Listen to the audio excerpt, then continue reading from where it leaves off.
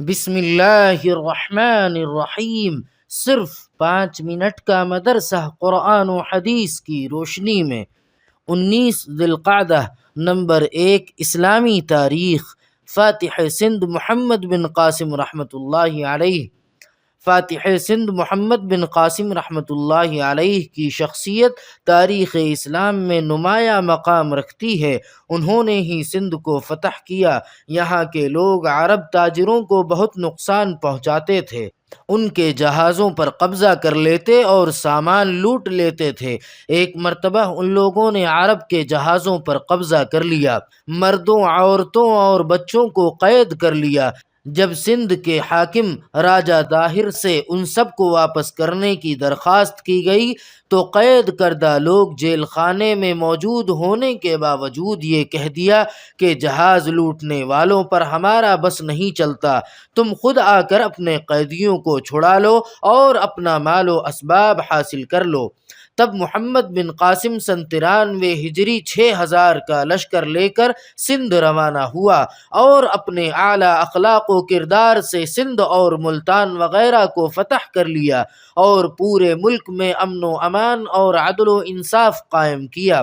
سب کو مذہبی آزادی دے دی، حتیٰ کہ بت خانوں کی حفاظت و مرمت اپنے خزانے سے کرائی، کاشتکاروں اور کاریگروں کی مدد فرمائی اور ہر ایک کے ساتھ برابری، عدل و انصاف کا معاملہ کیا اور تمام لوگوں کو شہری بن کر امن و امان کے ساتھ آزادانہ زندگی گزارنے کا حق دیا۔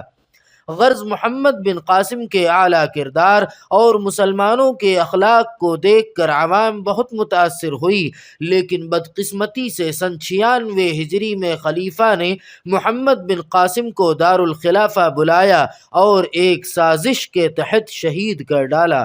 نمبر 2 اللہ تعالی کی قدرت۔ پانی میں اللہ کی قدرت، سارے پھول اور پھلوں کی خوبصورتی، ان کا رنگ اور ان کا مزہ، یہ سب اللہ تعالی کی قدرت کی ایسی نشانی ہے کہ اللہ نے ان میں پانی کی آمیزش رکھی ہے۔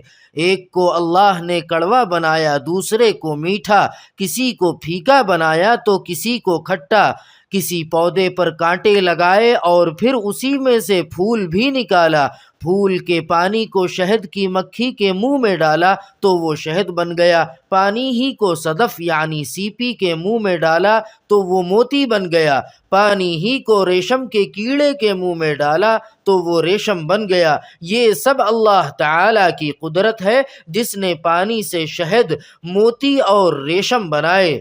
نمبر 3 ایک فرض کے بارے میں، قربانی کے جانور کا عیب سے پاک ہونا۔ حضرت علی رضی اللہ تعالی عنہ فرماتے ہیں کہ رسول اللہ صلی اللہ علیہ وسلم نے ہمیں حکم دیا کہ ہم قربانی کے جانوروں کے کان اور آنکھ کو اچھی طرح دیکھ لیں، اور اس کا بھی حکم دیا کہ ہم ایسے جانوروں کی قربانی نہ کریں جن کے کان آگے سے کٹے ہوئے ہوں یا پیچھے سے کٹے ہوئے ہوں، یا وہ لمبائی میں پھٹے ہوں یا جس کے کان میں سوراخ ہو۔ نمبر 4 ایک سنت کے بارے میں، ظہر اور عصر میں مسنون قرات۔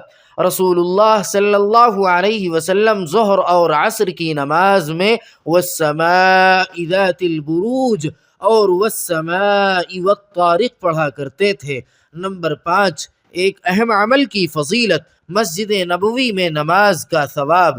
رسول اللہ صلی اللہ علیہ وسلم نے فرمایا، میری اس مسجد یعنی مسجد نبوی میں پڑھی جانے والی ایک نماز مسجد حرام کے علاوہ دوسری مسجد میں پڑھی جانے والی 1000 نمازوں سے بہتر ہے۔ نمبر 6 ایک گناہ کے بارے میں، شراب پینے والے کی سزا۔ رسول اللہ صلی اللہ علیہ وسلم نے فرمایا، میرے رب نے قسم کھائی کہ میری عزت کی قسم، میرے بندوں میں جو بھی بندہ شراب کا کوئی گھونٹ پیے گا تو اس کو اتنا ہی پلاؤں گا، اور جو بندہ میرے ڈر سے شراب چھوڑے گا اس کو پاک صاف حوضوں سے پلاؤں گا۔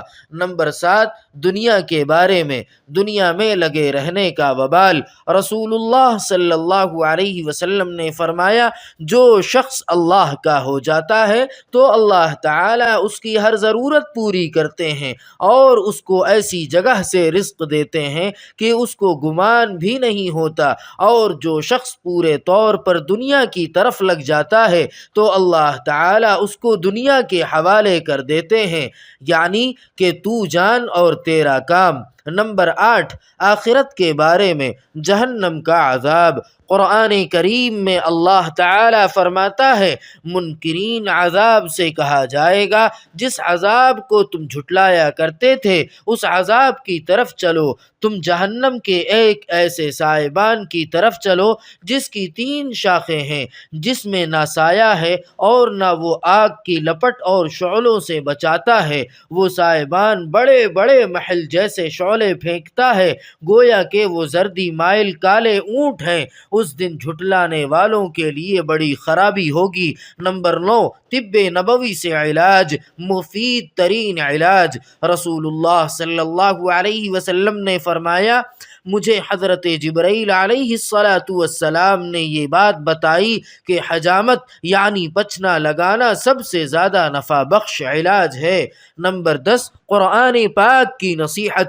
قرآن کریم میں اللہ تعالیٰ فرماتا ہے اگر تم منکر ہو گئے تو یقین جانو کہ اللہ تعالیٰ تم سے بے نیاز ہے اور اپنے بندوں کے لیے کفر پسند نہیں کرتا، اور اگر تم شکر کرو گے تو تمہارے اس شکر کو پسند کرے گا۔